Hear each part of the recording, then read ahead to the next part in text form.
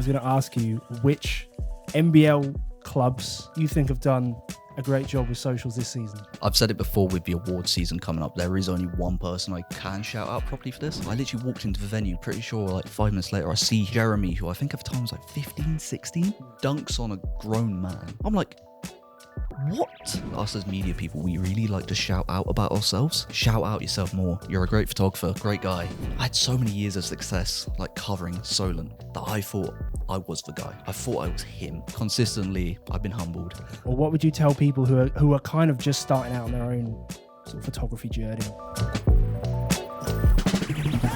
Hi guys, welcome back. So today we're trying something a little bit different and something that I've wanted to do for a while now. A few weeks ago, before the NBL Playoff Finals, I sat down with my good friend and colleague Luke Simcock, who is an experienced basketball photographer, having covered national and international games over the last 6 or 7 years. He's also managed the social media accounts for big UK basketball clubs like Solent Kestrels and Reading Rockets, and so I wanted to talk to him more about his story covering basketball in the UK and how to work best in basketball media. So the night before the NBL Playoff Finals weekend, we sat down for a chat in our hotel room in Manchester. And apologies if it looks like I'm a bit tired in this because I just got off the back of a 3-hour drive. But we did the best we could with the setup, and I'd love to get your thoughts on this and whether you want to see more of this type of content. I'll leave chapters in the description in case you want to watch just a bit of it, or maybe you want to watch the whole thing. But thank you very much for watching, and enjoy my chat with Luke Simcock. See, it's funny, I didn't really think about how to start this. Yeah. But for anyone watching this, this will be going out definitely after the playoff finals. So do you want to give predictions? No, D2 men D2 are Solent and Barking Abbey. Solent. I was going to say Solent as well. I've got to back my boys. I feel like they've come so close so many times to getting that title. I think this is the year they'll do it. No disrespect to Barking Abbey, because Amali Wilkinson, I love to watch him play. He was great in the EABL final.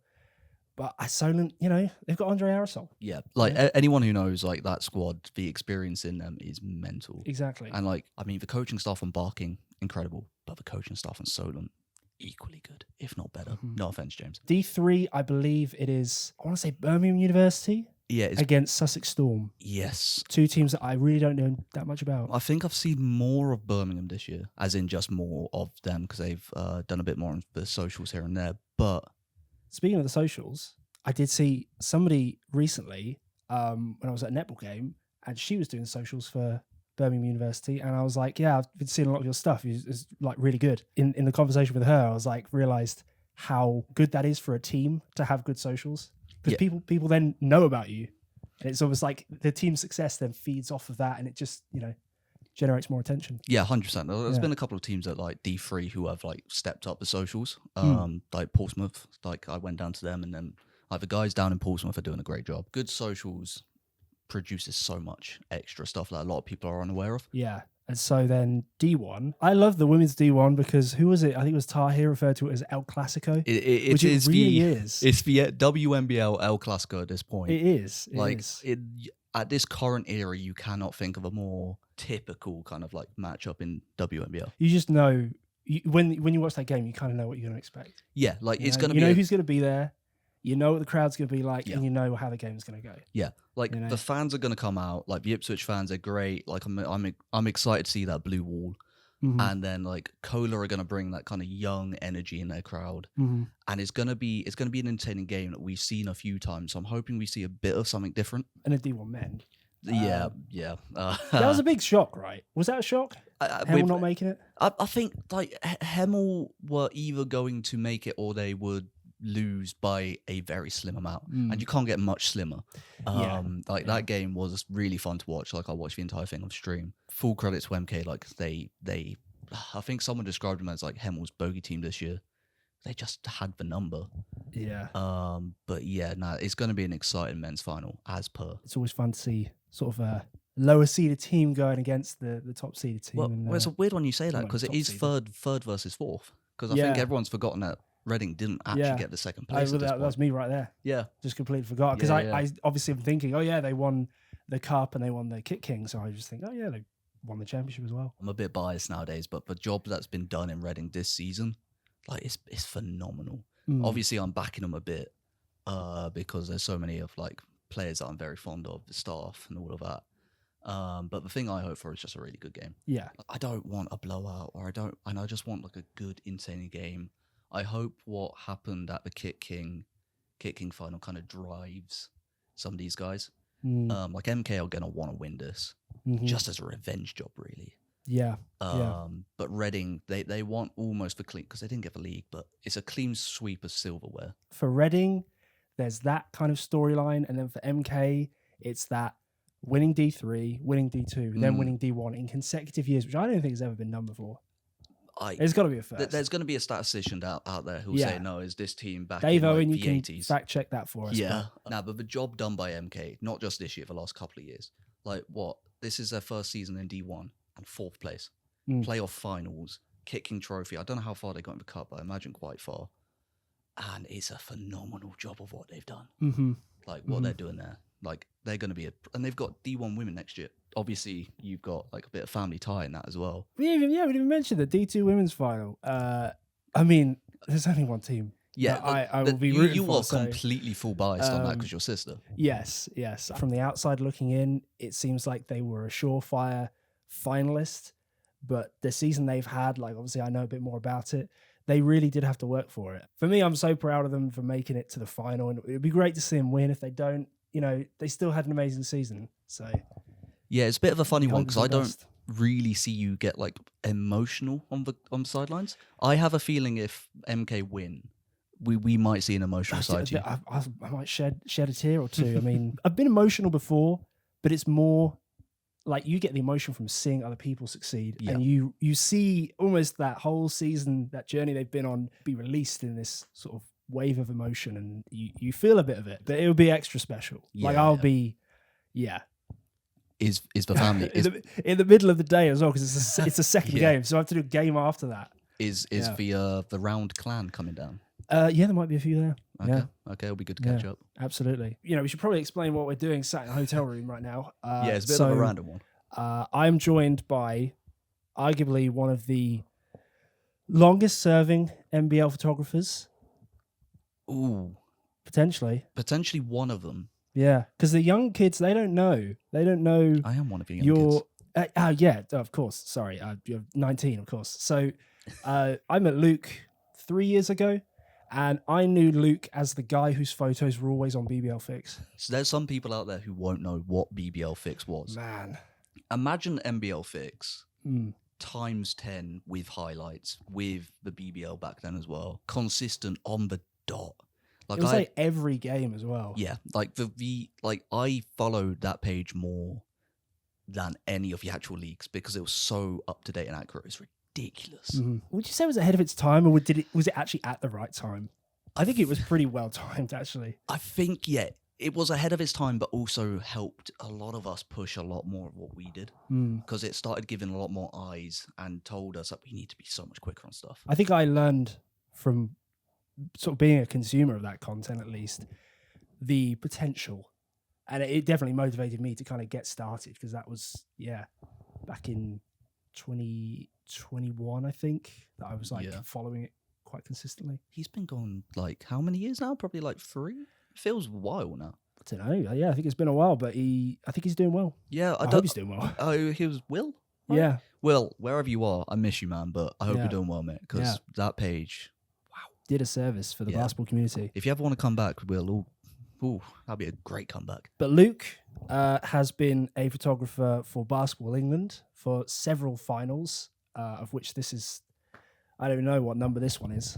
I probably should have fact-checked it. I've done every single playoff finals in the last 7 years, apart from COVID, because there wasn't a playoff finals, if I remember. So that would be 6. But then all the cup finals, so another 7, 2 Kit Kings. Was it 3 Kit Kings? Basically a lot of finals. Goodness me. And that's just with BE. Yeah. Yeah. And you were also the kind of social media lead for Solent and Reading during really great spells for both those teams. But before we talk about that, I was going to ask you which NBL clubs or teams you think have done a great job with socials this season. This season, I've already thought about this, and I've said it before with the award season coming up. There is only one person I can shout out properly for this. It's MK, Josh Nesden.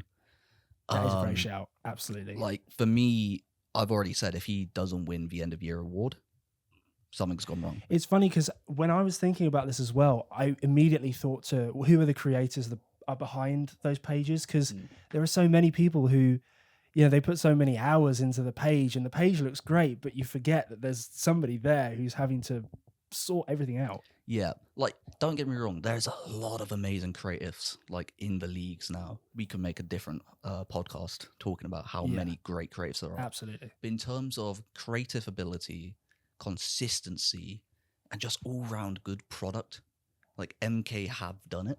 And it's not just been for the D1 men, it's been for the juniors, it's been for the women's. It should be looked at a blueprint of how to do socials right.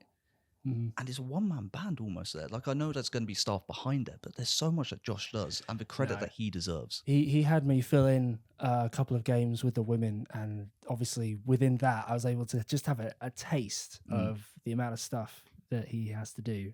So nothing but respect. Yeah. For an amazing season across the board as well for that club. I have to give a shout out to Nottingham Hoods. Yep, they've stepped up a lot since the last few seasons. Yeah. Like, it's a bit of a weird one because it's gone from almost nothing, because I don't really remember much of their, like, former content, to being one of, like, it's consistent. Like, there's a consistent stream, there's consistent, like, posts during game days. What people don't realize is that one of the guys there who does it all, most people don't know him. I only really had the pleasure of meeting him during the Utilita finals, the first one in Birmingham. Get your name out there more. I'm actually just looking because I've definitely communicated with said person. I feel bad because I've literally just, like, gassed you up and then I forgot your name completely. Yeah. I think his name's like Sam on Instagram or something. Yes. Yeah, you're right. It's Sam. Yes. Yeah, Sam. Okay, I did remember your name. Yeah, amazing job. I mean, for me, it was just the fact that he does, like, video, photo, and graphic design as well. He does all of that. Although I guess a lot of people do, but it's to the level at which people are able to do it. I'm just floored. And if we are talking Nottingham, we do have to give some credit to Rico as well, who does an amazing job on getting images there. So I don't know if you've seen the streams recently. They have been packing house. Oh, really? Yeah. Like, I think the last game, and I gave them a shout out in our comms chat with BE. I forgot how many people Russell told me they had, but it was like 500 plus. No, I tell you what. No, I did watch one of their live streams, and it's kind of funny because of how their court is. The court is so far from the seats, but when you see it on the camera, you can see it's like full. Well, it's full house and seats. full sofas. Yeah, so they've got the sofa set up now, which is amazing. That's awesome. The Nottingham venue's a bit. It's almost old school. Like, it feels very classic. It's, I don't know. I'm sentimental to that because that was where the finals always used to be, and that was where you wanted to go to at the end of the season. But maybe it is. Yeah, because a lot of people wouldn't remember there was a time when all the finals weren't held in Manchester. I think in my first year they were held in Essex. What a venue to start in, though! A really great venue. Yeah, well, I mean, why don't we discuss your background? Because, like I said, people might not know that you kind of started at Solent and you were with Solent for 6 years, I want to say? 4. 4 years? Yeah. Well, it felt like longer. No, I think it felt like longer because I currently live in Southampton still. So, and, like, my ties to Southampton, I've got a lot of strong ties back there. Did you first start at Solent? Was that when you started photography, or did you start before that? I started only maybe even a month or so before that. My first game for Solent Kestrels would have been the 18th of October, but I think I would have started a bit earlier. I started with Solent University football team, which I remember it being, I think it's against Hamble Reserves in the Wessex League, because they're one of a few unis who actually had a team in the football pyramid. I actually did most of that first, like, 18-19 season with the football team. I probably did less than 10 games with the basketball team across, like, the men and the women's. But you decided between the two? I think at the end of that first season, there was talks about disbanding the Wessex League team, and I don't think it's a thing anymore. And then I started getting more involved. Like, Jack O'Keefe at Solent basically got me really heavily involved with a lot of stuff at Solent. Was like, come down as to many games as you want. And I was looking for experience. It escalated from me doing one game, and it just kept going. And I think I managed to get into a good position where I was quite known quite quickly. And I think that was partially due to the Solent success. I just remember that was the first time I met you as well, was at a final, and they were there, but they dominated. Yeah, so my first final was won in BS6, but they lost against Loughborough. But I think I watched them lose one final after that point, and that was the BBL Trophy final. Oh yeah, Yeah, yeah. and they had That a was shot to win that. crazy game for them to be Yeah, in. but the original Solent squad was good, but like compared to the later ones, wasn't great. Because those later Solent squads were incredible, but like now I'm thinking about it, you had Nick Lewis, who, those who know basketball, the fact that Nick Lewis was at Solent in D1 is crazy. Because he was a baller. Actually, you would have had Herm Senna. I butchered that second name. Oh Sorry. yeah. No, But that would have been remember. first season the first season that had Herm, Trav. Yeah, Nick was there for a season. Obviously, you had the likes of like Elliot Dads, Chris Scarlett. I think I saw that team the year before you joined there, so Yeah. I know a few of those guys. But Yeah, that was that the before year it was like fully formed. I the feel. year you would have known him would have been everyone tells me about this guy like he was like the best player ever, but I can never remember his name, and all I remember his name being is like Talafico. Wait, was he a big man? Big from what Yeah, I've heard. yeah. Talafero or I something. think I was at it was I fondly nicknamed him Tagliatelle, so it was a final in 2018, and Yeah. they had a big guy who just dominated. Yeah. Like, he was so good. but there is one name technically. in that first squad I've not said out, and it's Jeremy Sochan. Like He was in that squad, really. he was in that first 18-19 squad. Wow. The first, like, he played in a couple of games, obviously was very big for Itchin. Yeah. But like my first game, they were against Nottingham McDonald's hoods back then. Oh yeah, yeah. And Which, to be fair, it seemed like a cool sponsor at the time. it was. Yeah. Like Kind of still is. yeah. Yeah. And I saw him. I literally walked into the venue. Pretty sure, like 5 minutes later, I see like Jeremy, who I think at the time was like 15, 16, dunks on a grown man. Yeah. And I go to someone. Oh, who's this guy? Looks like a pretty solid player. Oh, that's Jeremy.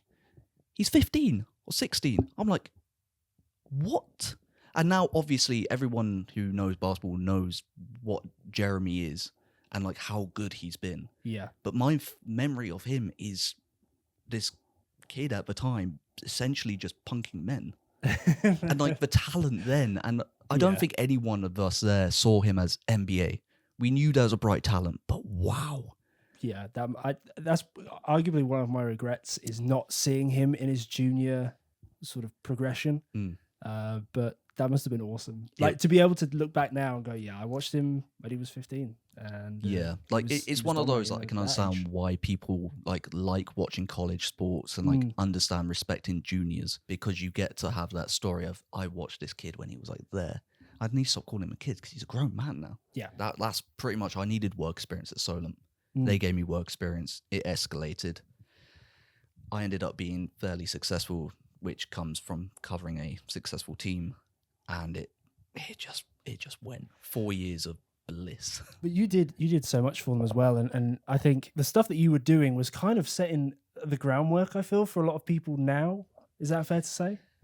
I think a little yes and a little no, because there were people kind of there. Like obviously, like it'd be amiss of me not to mention that Joe Pinchin was still in D1. I was going to say, I feel like it was you and Joe, arguably, like, because I think maybe in D1, yeah. I think that the team socials, like yours, were so much more consistent and polished. Yeah, I think it was mostly because I was lunatic enough to do as much as I did for free, but for as long as I did and as much as I did. But also credit to Jack, because a lot of people don't know how much Jack O'Keefe does on the socials at Solent.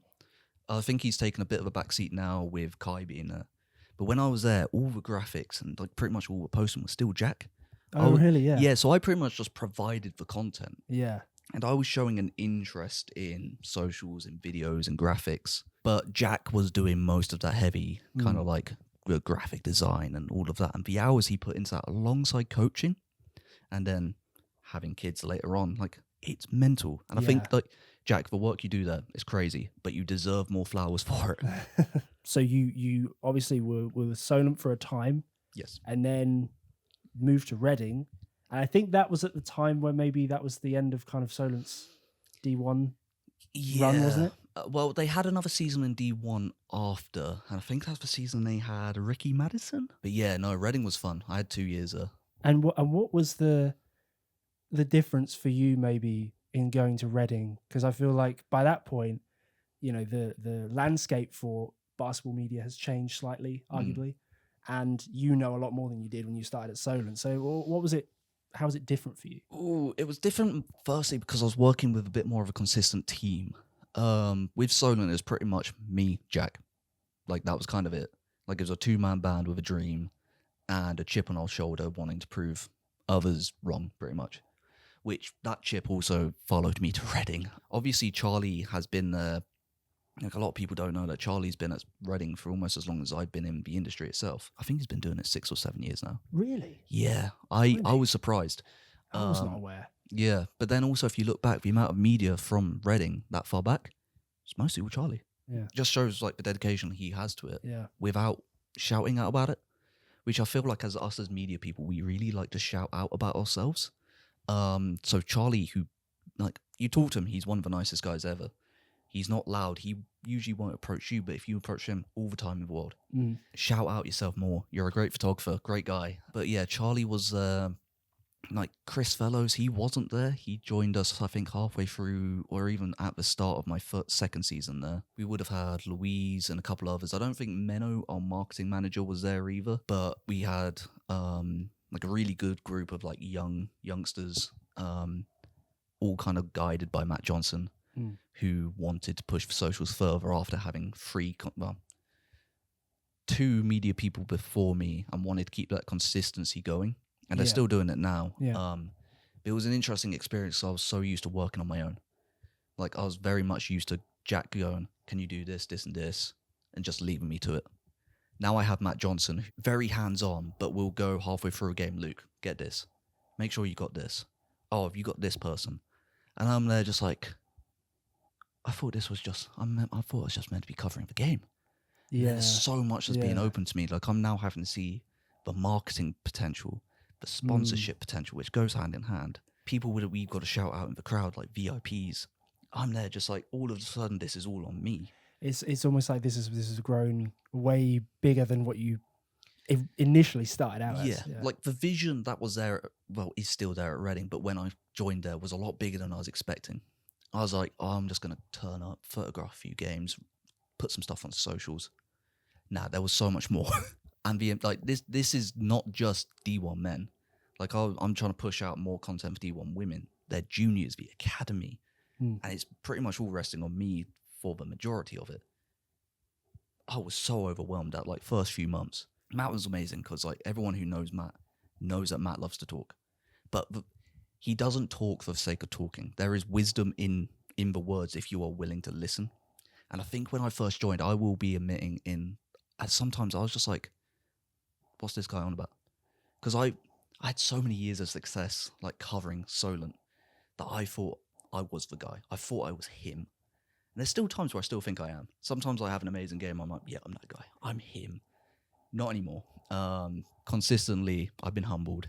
I would argue it's okay to have those games though. Yeah, I think after, but like for me when I was at Solent, it affected most of my psyche. Like so many times I was walking into places thinking I was like the guy. So walking into Reading and being humbled and like basically killing the ego. Right. Like it was needed because I was pretty insufferable at times, and people who worked with me closely probably were aware of it. No, they definitely were aware of it. There were some tough conversations had at times which were needed because it's helped me be more professional. But you want to bring a certain level of confidence, which I suppose now you kind of know where that there's a bar is. now. Yeah. You understand, oh yeah, I can come into this and know what I can do and what I'm about, but I know how to be professional. Yeah. And I said I've been humbled. It's because now there's so many more photographers. Like back when I started, there was Joe, who was, well, is, like everyone knows Joe, knows he is one of the best photographers who has ever come out of the UK. Yeah. Mansour, who was still doing it then, Carol. Carol, we have to say that. She's just unbelievable. Like, across all the leagues, like there's so many great, talented people. And I probably forgot some of the people who were like back at the start, but like even now you've got like Josh, you've got Toby, Kai at Solent, OT at Richmond. OT, Yeah. Like, there's so many names. I'm gonna forget some of you. I'm sorry. Like, you humble me every single day because you are so much better than me. Which just pushes me to go way further. You're not out trying to beat people, but you're Yeah. trying to beat your previous work. Like, you're only as good as the last thing you made. And when you keep seeing more stuff, you're like, I want to keep leveling up my game. Yeah, 100%. And definitely for me this year, because I've gone freelance and doing more BE work, like, I'm not doing as many games. So I'm seeing guys like Toby, Josh doing consistent games, and like, they've improved this season. And I hope they get to see that they've improved since the beginning of this season till now. But I've also seen that from an outsider's point of view, and I've seen the level of like media in the UK go a step up. And for me, I'm almost feeling like, oh, damn, I've got to like keep up with them now. So every time I'm at these events, I'm just like, okay, how can I try and keep up with them? Because I don't have that time to put in the extra practice. It's a weird one, but for me, that's kind of like that competitive drive to try and keep up with these guys who are so talented. Yeah, and I suppose in the time that you've had to grow and kind of hone your skills, what is the biggest takeaway, or what would you tell people who are kind of just starting out on their own sort of photography journey or video journey? Learn to drive. I mean, that does help. Yeah. Yeah. That does help a lot. Okay, if we're not talking personal issues, because I still need to get a driving license. Just shoot. Like the first 3 years of my career, I did it for free. I was getting some jobs for like paid, but a lot of what I did, like so many of the Solent games, I was doing for free. Obviously, I was in a position because I was at uni. So if you're not in a position to shoot for free, work out something. Get to as many games and situations to be happy of where you are at, to be able to go, okay, now I can potentially start earning money out of this. But to learn, you've got to make mistakes. And it's why I think, like, I've always said to people, don't do academic photography, which is a weird thing. Mostly because, one, I'm going to out myself. I don't like academic photography because I failed my A-level in photography. Oh, okay. Which, I'm salty at that. I don't get how I do get it. I sucked at the kind of photography they wanted. Yeah. But they teach you all the theory. And I think you can learn the theory realistically, like, in a few hours. Arguably, the resources are all online. Yeah. You can Google and find out what you need to know. Yeah. And the theory of, like, your exposure triangle, you can get a theoretical understanding of in maybe an hour or two, but you're never going to understand the reality of how all these things interconnect. Like, I don't go into a job thinking, okay, what's my exposure triangle at? Because in my head it just happens, and I still mess it up. Like, I mess it up a fair few times. Do you know what? That's a really good thing to say, is that even the stuff that you have learned and think you know, you can still get wrong. Like, I still do edits and I'm like, yeah, that is not quite right. Yeah. Or like, that could have been a better choice there or whatever. But it's all part of it. You're not going to hit it every time. Yeah, and that's half the fun of it. Because if you're perfect or like next to brilliant at it, there's no fun in it. No, because you don't come out of it with that feeling of, oh, damn, I need to do better next time. Yeah. Or, oh, I think I could have done that better. Like, if you're not having that at the end of each job, like, you're not learning anything. And sometimes, like, maybe once or twice, that's fine. Maybe you give yourself a win. And it doesn't mean you're beating yourself up every single game. But we are our worst critics. Oh, absolutely. But if you're not learning from each job, what's the point? I feel like we had so much that we could talk about today. And I obviously know that we've got 2 long days of shooting ahead of us. So you just want to go to sleep. Well, we might just have to wrap it up here. I don't know. It's been good to chat. I mean, we've been talking about doing this kind of sit down conversation for a while. So it's nice to hear that this finally happened with the most scuffed setup in history. It looks about as good as we thought it was going to look. Yeah, it's good to hear your insight, and I'm always like you're somebody whose work I've always like enjoyed seeing as well. I appreciate it. I mean, right back at you, because I remember when you, well, not even when you started, because you were still, I think I found you from your YouTube channel. Maybe. Because I think you were doing a couple of videos back then, and I was like, oh, this guy seems cool. Started following you, and then I got to meet you, and now I would say, like, we're close friends. Like, what a lot of people don't know is that we're pretty much roommates every time we're at a final. I've done one final where I remember not having you, like, as a roommate, and I was like, this is weird. Yeah. Like, yeah. so it's like it's a good pairing. Like, the one thing I would love is one day for you and I to go to just a team.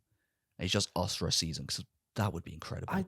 I think it could be something. I don't really do the do you know what I teamwork, though. really did when you were at Reading? I really enjoyed like going along to games, Yeah. and you know, when Isaac was playing there, and I'd go to you and be like, "What do you need?" Yeah, And I loved that, because I was like, "Oh, this is great," because I don't have to think about anything. I can just, when Luke needs a highlight, I can just get it to him. And yeah, and that was the thing when I had Chris there as well. Like, having a videographer beside me, I was like, okay, you know the kind of highlight I want. Yeah. You get it, send it my way. yeah, exactly. Which is always great fun. Thank you to everyone for watching. I really don't know how this is going to turn out, but Yeah, I feel like the intro for this may be the most, because I didn't realize we were actually starting at that point, so we didn't really. I wanted to ease you in, so I was like, let's just discuss the games, of which I think, you know, we will see by the time this comes out if we were correct on any of our guesses. I'm going Birmingham, MK, Solent, Ipswich, Reading. Damn. That's my predictions, and I'm guaranteeing I've got them all wrong, and that's why you should never listen to me, because I don't have a full knowledge of basketball. You heard it here first. I'm a football guy. If you want to see more of this kind of content, then feel free to subscribe. Thanks so much to Luke. Thank you for having me. And yeah, we'll see you guys next time. Goodbye.